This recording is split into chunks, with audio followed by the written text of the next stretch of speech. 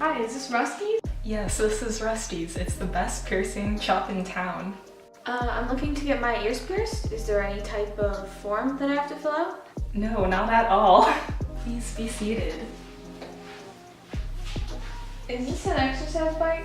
Yeah, rent's pretty hard these days. Oh, okay. So what piercing are you looking for? Oh, I'm just looking to get my 2 lobes. Can you tell me about your sanitation techniques? Well, I just use soap and water. Oh. Okay. Hello, darkness, my old friend. What model is that? It's the newest model. Oh. I mean, I guess I don't really know that much about piercing guns, so you say so. Don't worry, it works just great. I hope so.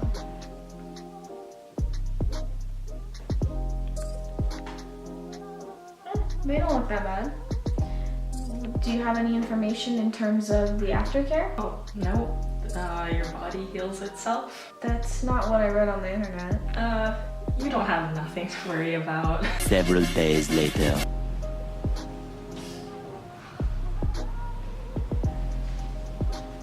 Hi, my name is Erin, and I'm just wondering about getting some information on the aftercare. I recently got a piercing at a kind of shady location, and I think it's becoming infected. It's gotten pretty red and swollen and tender, and I'm just wondering what's the best course of action for me to take. Yeah, so the best thing to do is to just let it heal. But since you did get it at a shady location, you should probably just take it out, and I'd advise that you go see your doctor to get tested for Hep B or tetanus. Oh God, really? Wow, okay. I'll definitely do that. Thank you for letting me know. I'm definitely going to make a more informed decision next time. Bye. Out of people who get pierced on any part of their body, 31% will have complications, but only 1% will actually have to be hospitalized. Although that seems like a small amount, there are some serious side effects if you are not well informed before getting your piercing. If you get an infection, you can experience pain, swelling, bleeding, and in some serious cases, it could cause toxic shock syndrome, hepatitis B, tetanus, and other blood infections.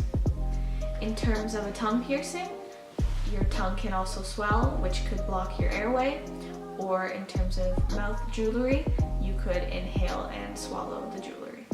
So what you should know before you get your piercings is that you should always be immunized. So you should always get your Hep B shot, and you should always get your tetanus shot, because that's very important for when getting your ears pierced. So this is very important, is don't get a piercing if you get keloids. So for anybody that doesn't know what keloids is, so keloids is practically where if you have trauma done to like any part of your body, excessive scar tissue builds up. And yeah, that can it can grow and grow and grow over time. So what piercers should do beforehand, before they actually do somebody's piercing, is they should always wash their hands with soap and water, always. And they should always use disposable gloves. And they should always clean all their equipment using sterilizers or an autoclave. And they should always use one-use needles, not like the needles from Claire's, because those just go out and they just retract and there's no way to clean them at all. And the piercers should always give you good aftercare tips on how to clean your piercing so that it doesn't get infected, and then you won't have to go to the hospital after. If your piercer cannot answer all your questions on good sanitation methods, then you probably shouldn't be going to them in the first place. And the piercer should not use a gun anywhere else on your body to pierce if it's not in your earlobes. For a piercing can take up to several weeks or months depending on the body part that was pierced.